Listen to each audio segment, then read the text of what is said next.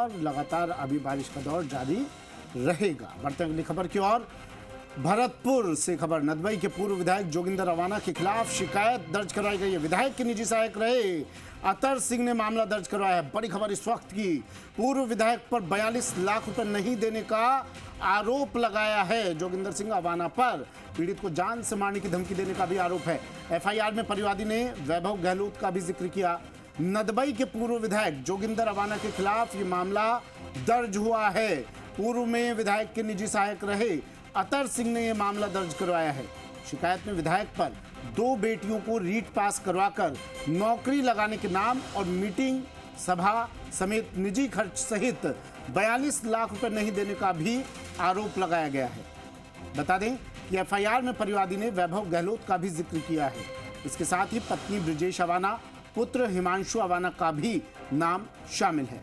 शिकायत में कहा गया है कि पीड़ित को जान से मारने की धमकी भी दी जा रही है।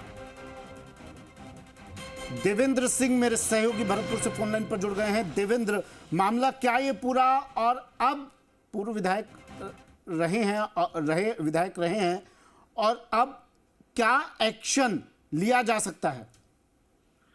देखिए सुमित, इस पूरे मामले में अपडेट तो यह है कि पूर्व विधायक जोगिंदर रवाना के खिलाफ एफआईआर उज्जैन थाने में दर्ज हुई है। जिन धाराओं में दर्ज हुई है उनमें 420, 504, 506, 120 भी और 504 ये धाराएं हैं। इन धाराओं में पूरा मामला दर्ज उज्जैन थाने के अंदर ये पूरा मामला दर्ज किया गया है। जो दर्ज कराने वाला व्यक्ति है वो विधायक के सहायक के रूप में काम करता रहा है। जब विधायक जोगिंदर रवाना जब विधायक थे पूरे 5 साल, तो उनके बिल्कुल करीब के लोगों में ये व्यक्ति शामिल था। अब इसने एफआईआर के अंदर खुद को निजी सहायक बताया है। कहा है कि 25,000 रुपए में मानदेय मेरा तय था, लेकिन मुझे कभी पैसे नहीं दिए गए। इसके बाद उसने पूरी एफआईआर में जो सबसे गंभीर आरोप जो लगाया गया है वो ये है कि उसने कहा कि विधायक जोगिंदर रवाना ने उनकी 2 बेटियां हैं उसकी, उनको नौकरी लगाने के लिए उससे 20 लाख रुपए लिए, और ये पैसे की राशि उसने इस बात का जिक्र किया है। जो पूर्व मुख्यमंत्री अशोक गहलोत हैं उनके बेटे वैभव गहलोत का इस पूरी एफआईआर में जिक्र है। उन्होंने कहा कि उन्होंने विधायक ने उसको इस बात का आश्वासन दिया, इस बात का विश्वास दिलाया कि उनकी वैभव गहलोत से बात हो गई है, वो रीट की परीक्षा पास करा देंगे। इस तरह के आरोप इस एफआईआर में लगाए गए हैं।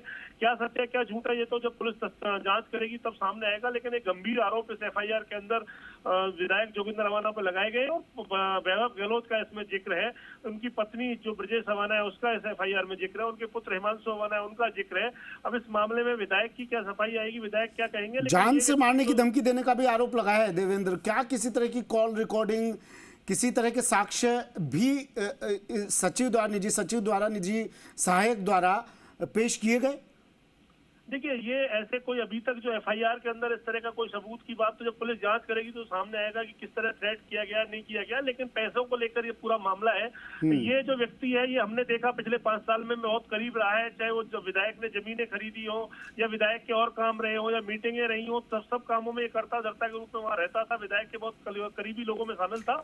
अब क्या वजह रही, क्या कहानियां हैं, ये तो जांच के बाद सामने आएगा, लेकिन इसने गंभीर आरोप लगाते हुए विधायक के खिलाफ एफआईआर दर्ज कराई है। जी, बात हो पाई आपकी पूर्व विधायक साहब से, जोगिंदर रवाना साहब से, उनका किसी तरह का कोई रिएक्शन मिल पाया हो?